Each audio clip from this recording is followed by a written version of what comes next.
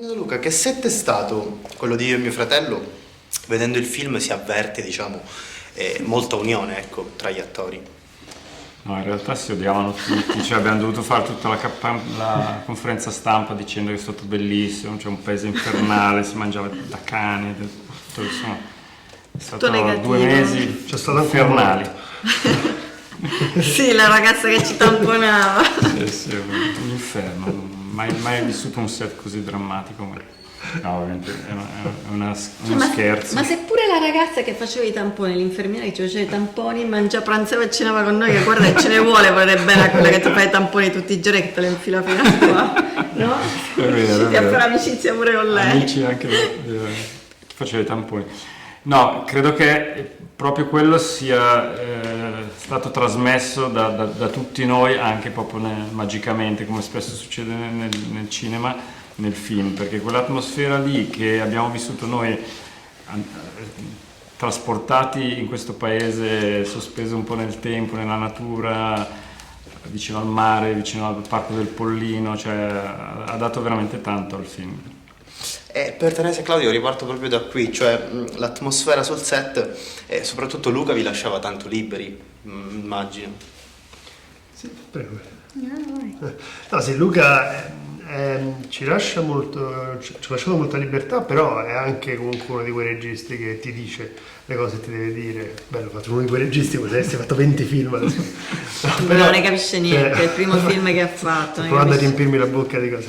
No, mi sono trovato benissimo con Luca e sì, il set era assolutamente unito, ne parlavamo prima, forse anche un po' complice la situazione che comunque quasi 2 anni fa ancora il Covid era bello presente, quindi eravamo tutti in questo hotel, non è che te ne potevi andare in giro così a fare mega tamponati, però eravamo sempre tutti insieme, quindi si è creata questa unione abbastanza naturale. Luca, allora in realtà ogni volta che quelle, insomma, non abbiamo fatto tante cose, però qualcosa l'abbiamo fatta con Luca, e la cosa che mi piace è che lui ti lascia libertà, per esempio sul copione, e quindi ti dice: se vuoi cambiare una parola, vuoi cambiare una battuta, ne vuoi aggiungere una, ne vuoi togliere un'altra, non è un problema.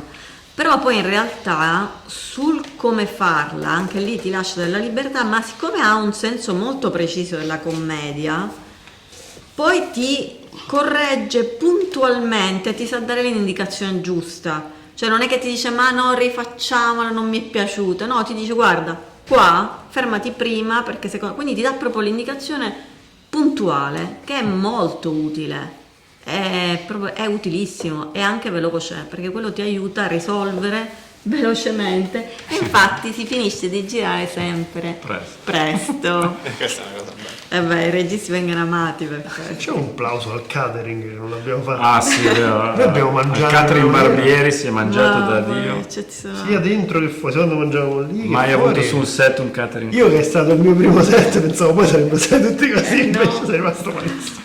E in chiusura c'è anche un sottotesto, no, nel film, che è il peso della tradizione, della famiglia, che viene sconfitto ovviamente dalla volontà dei 3 protagonisti. Volevo chiedervi appunto cosa ne pensavate.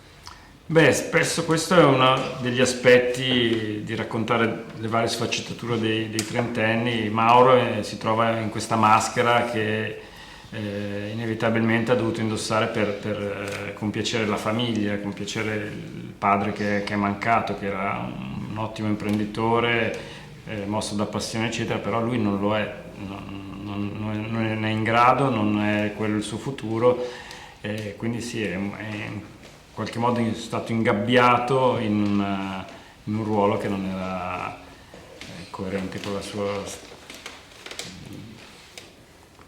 come aspettative, col suo desiderio. Col suo desiderio di vita, insomma.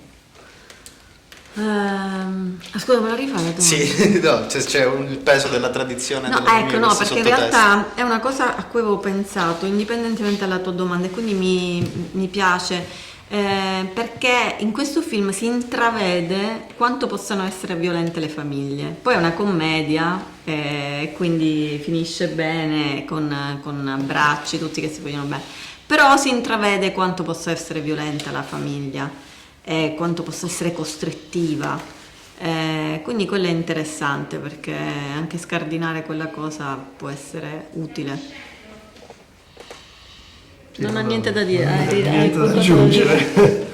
Va bene, grazie. Grazie Anche a per te. te. Grazie.